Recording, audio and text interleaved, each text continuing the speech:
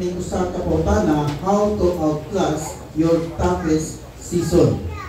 Sa Tagalog pa, kinapin nila ko pa na paano natin malampasan ang pinakamahirap na panahon. Unsaon daw nimo pag latas. Tagalog na gyapon. Latas. Paglabang. Paglabang. Okay, paglabang sa pinakalisod sa imong panahon. Kaya nasad ko nga mato sa kanato kada bitaw nakaagi o naka-experience kayo sa itawag og kalisod diha sa imong kinabuhi. Usahay doon mga problema igsoon, usahay makaimunta nga asa naman ka Lord. Doon ay panahon sa panginahanglan, baka pangutana ka, dapat Lord, di ba ikaw may provider nga ni kanamo sa idakang mga pangutana igsoon nga mabot nga ni sa itong nanguna. Pero ingnan ikaw nga sa daghan na itong mga problema igsoon nga mga hasmag nga ni sa itong kinabuhi, no? Doon na tayo palungan, no? Doon na tayo kaluulan, no? Sama ka devil.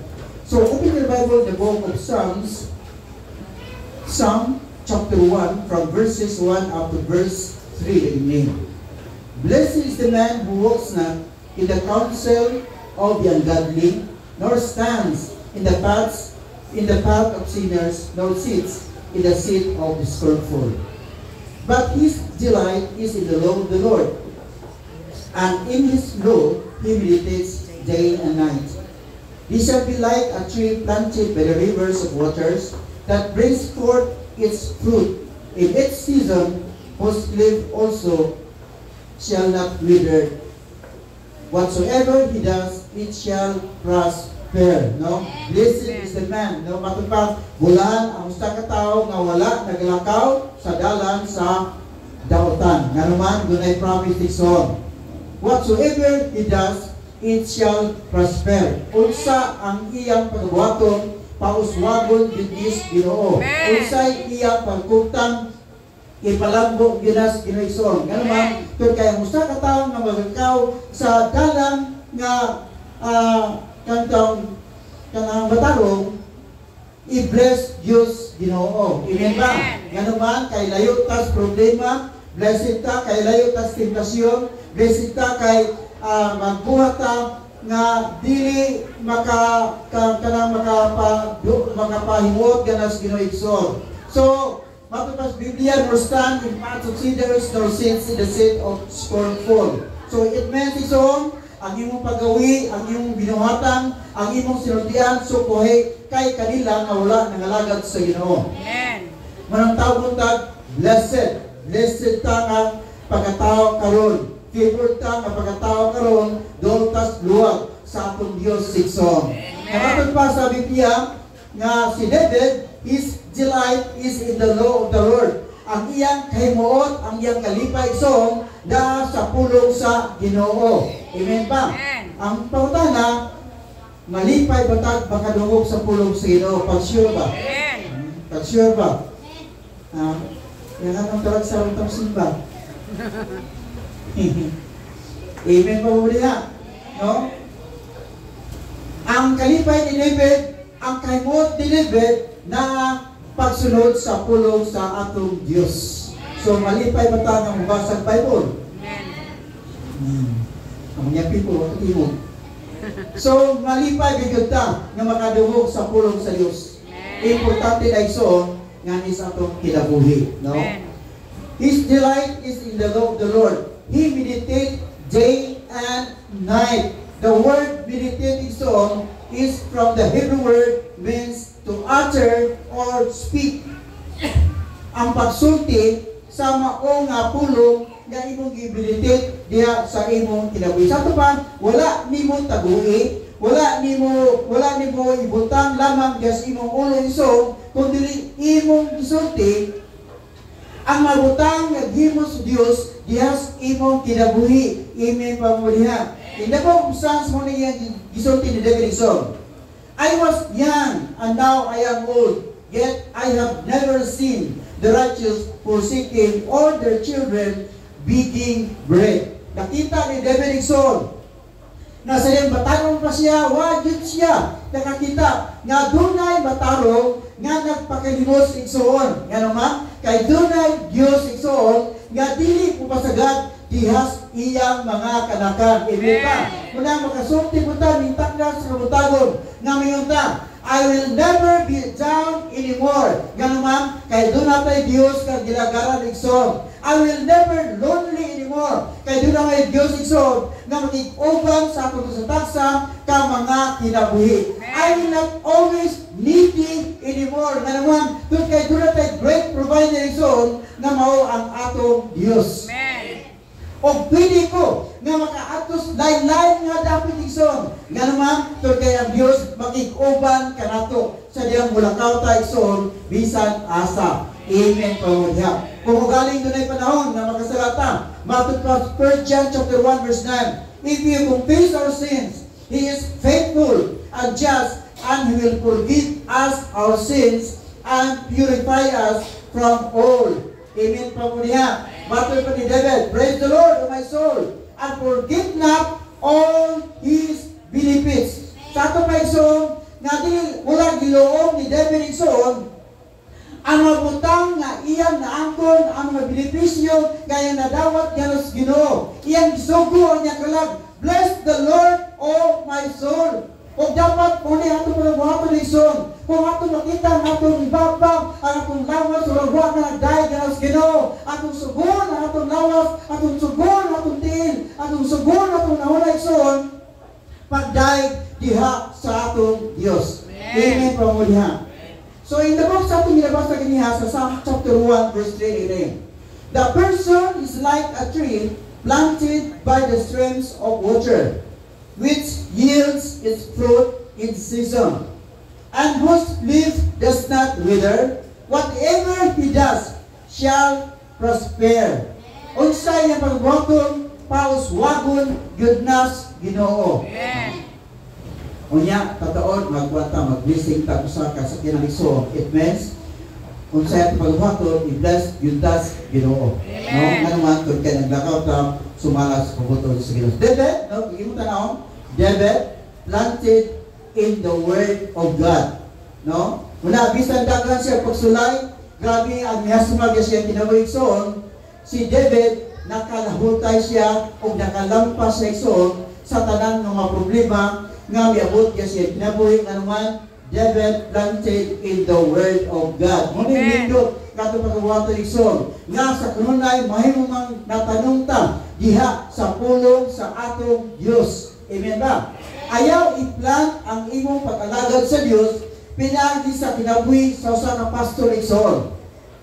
Kung dili i-plant ang imong kinabuhi diha sa pulong sa Dios. Amen. Naman kung atong itutok ang atong mga mata diha sa lagad sa Ginoo, madismaya jud ka, madiskorahe jud ka, mabakslide jud ka igsoon. Nga naman kung kay ang pastor dunay kaluyahon.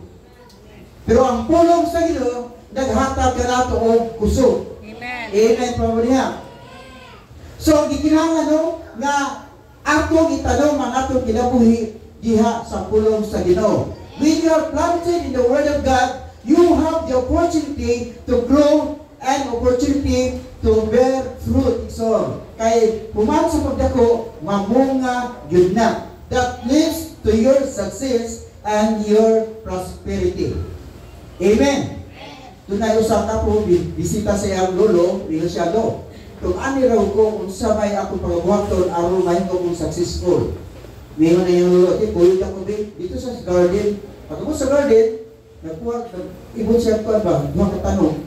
Ang isa ka tanong, iyang gitanong dito sa sulod silang balay. Ang isa, dito sulod silang balay. Unya, nahuman na lang bakasyon, pero wag yun, kung agi sa mga lolo, unsay kuwan, kanang unsay buhaton, ano ba yung siya successful? Yung nga nga po na, sis lolo, nakalipad bisa kong pangutana ba? So, pagkasunod bakasyon, balik siya sa Bibalik niyo ko kay gusto nako nga masayod, unsaon jud nga mahimo kong successful. So may niyang lolo, sige, dali, uwi nako, atong tanawon to, atong itanong, atong yaging tuig. Nga matod pa, pagtanaw ato, sulod sa balay, nang luspat kini mga tanong igsoon, wag yun kanang buswa, urag way ka ba, urag ito, kanang urag plastic pa, no? Urag ay pinabuhi. Nya mayong tiyang lulo, tan-aw na to akong gitanong dito sa luyo. Nya matod pa, nakita sa mga apo igsoon nga katong tanong nga nasa luyo, taas na kayo, namunga kini, o niya ang iyang mga dahon, puting minduta, o ngayon iyang lulo, di ba ba? Ngano nga ani ni mo nga tanong, kung kay kini mo nga tanong, naimitan siya, doon na po'y panahon nga naulanan siya, doon na po'y panahon nga na bagyuhan siya, pero katong tanan nga mihasumag siya kinabuhi na himo siyang successful. Ang butang na gusto kayo kusabot ng kiniba, gawas ka imong comfort zone igsoon. Amen ba? Kaya sa hindi mo tamo gawas nga naman gihaya-haya na ta. Pero ina mo ikaw, kung may gusto ka may successful, gawas na dapit nga urat sa imo na hayahay nga naman kung kay ang pagsulay, problema igsoon, kabahin lang na aron ikaw ako mahimong successful sa atong tastak sa mga ginabuhi. Doon ay gitawag og kalisod igsoon nga ato babato ng sa dihang gusto tang mahimong successful.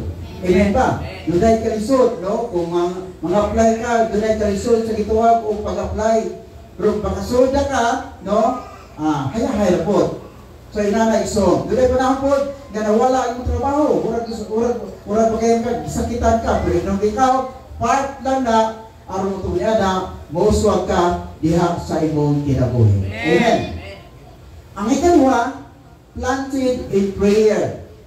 Mahimong matanong ta diha sa gitawag o mga pag-apo. Don't forget your prayers are like seeds planted in the field. No, it means kung doon na kayo itanong, doon na po kayo anihon. Kung wakay itanong, manghagdaw rin ka. Pero kung na, what we pray? Primero, we pray for the things we cannot handle. Di ba daghang mga panahon na doon na yung mga problema na di ta handle sa itong kaulingon. Pero di, no? Di ta handle. Nga naman, di niya ito kaya. Kay doon yung mga tao nga, hindi kaya na ako, pero nakaya mo ka tayo lang kinabuhi. Nga naman, pero kay huwag man sila ni mga pagampo nga nasa ginawa sila ni Akran ni Sison, nga doon ay Diyos nga mutabang sa ating pasataksa ka mga kinabuhi. Muna ka, kung di na ito kaya, o di na ito aso mo na problema ison, wag ito tayo iwaton, pag-angkot ta diha sa atong Diyos. Pero mga tao nga sila, awang ko, di naman ko ang ngayan nga mag-angkot na sa Ginoo. Nga naman, will bless na mga kay ko. Wala ko kinahanglan. Bless na kay ko. Pero inang kay ison, na kinahanglan ilang gihamuntag mga pag-angkot. Doon yung mga tao kay kwarta ba? Yan, hindi sa mga po kaya dahan sa kwarta. Pero, kaginahanglan sa pag-angkot na naman. Doon kay kung di sila magbiyahan sa paggamit silang kwarta, mahurot ka po na dayon. Muna nga, kinahanglan tag pero na iso. Isang na kay trabaho, mag-pray lang yapong ka. Nga naman, kaya dili, tanang panahon na iso, doon na kay trabaho. Unang ato yung i-acknowledge iso nga doon ay Diyos nga mutabang ka ito, pinagis ato mga pag-ampo. Amen, pagbabulihan. No? So, dapat nga sa kanunay, magsabag ta sa gitawag of sales of prayer. No? Daghan na itong ampo, kay daghan po o tubag. Amen ba? So, gikinahanglan din kayo iso. Sa ako pagpakalagad sa Ginoo ang gitawag kong mga pagkapo. Kung di ka mga paiso, di ka mahimong kailangan, di ka hinampo ka tao, inyong ikaw, kanunay yun nga failure ang imong kinabuhi. Nga naman ito kay magkabatuntag kusog igsoon, dili lamang sa pulong sa Ginoo, kundi pinagi sa mga pagkapo, ang ng Diyos igsoon, magatabang sa pagkasitagsa ka mga kinabuhi. So, ato yun i-acknowledge, kung ipausap mo tas Ginoo at i-acknowledge na kanabuhat sa Diyos nga ni kanato. Ipaguran na tas Ginoo, i-bless na ta nga nas Ginoo. Dili tanang tao igsoon nga nakaangkon sa mabutang nga naangkon karon nga naman tungod kay ang tao igsoon bulahan ganman kay nagsunod ang tuwag ng promise sa Diyos diya sa kinabuhi. Hay katulig igsoon, planted in your business, okay? Gamay mga negosyante noon, negosyante, no? So, kinahanglan sa atong business iso, ikulik lang gihapon nato diha sa Ginoo. Amen. Doon na yung dapat yung kay siya na pagkatao kay mahatag siya sa kinang sa mga pastor no, dito sa Cagayan. Di siya maka-appeal sa mga activities, pero doon na siya ay grabe na commitment diya sa Pansor, diya sa Ginoo. No, ang iyang commitment mo kini, iyang tabangan ang mga pastors na iyang kaila aron ito niya na diya ng ministry makatabang siya.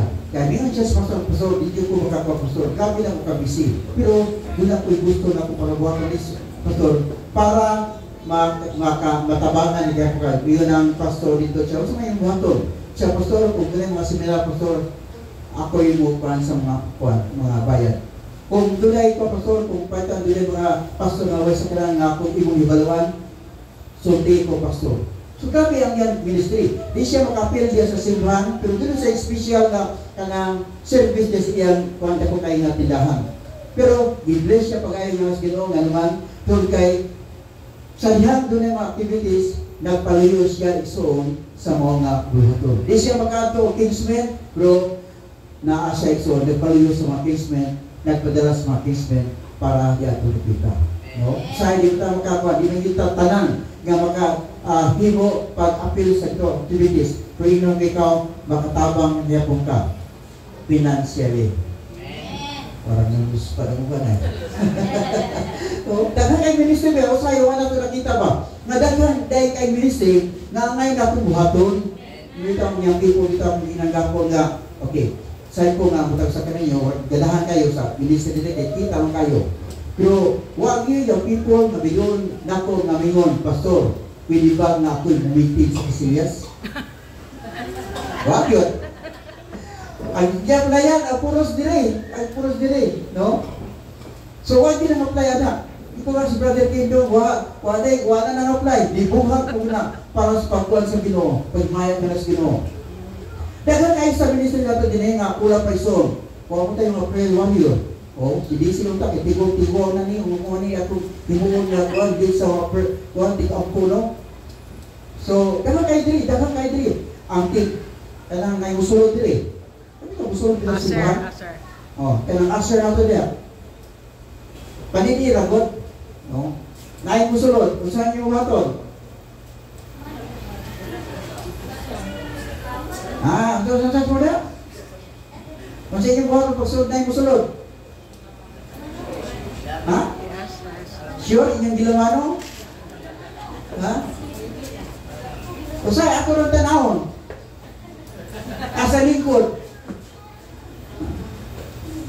Namatay ko andre, namatay pag andre. Kinsa may miduol o nangayo siya seat number.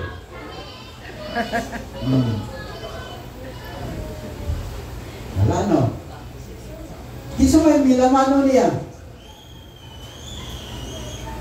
Wala na. No? So, dapat din so, di ba, nangandoy ka, mudaghan ta, kung sa may tapos sa simbahan, nga mismo doon ay mga tao magisulod na simbahan, pero di ta ka mo entertain.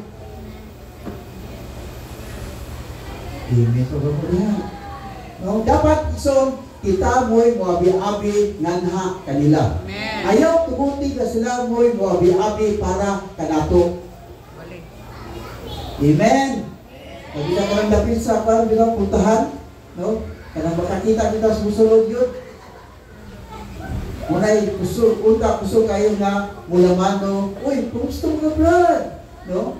Di kayo pag sulod at orang ka, Jesus pa ka, kung pupasalibot sa palma, sa puntahan ba, para di makita. So, pero dapat isuon nga, kinahanglang maabi-abihon yun ta. Amen ba? Sa business, hinahagya. Kung sunod ka business, kinahanglang mapahiyungon ka. Ayaw pahiyong kung gamarag kanang mga tao. Pahiyong kung daghang tao. Ang problema ng God, kung busy bitaw sa kanang business, kung sa puto ni noon, di na ka mong entertain, di na ka mong istorya na ipangutana, di dito bagon.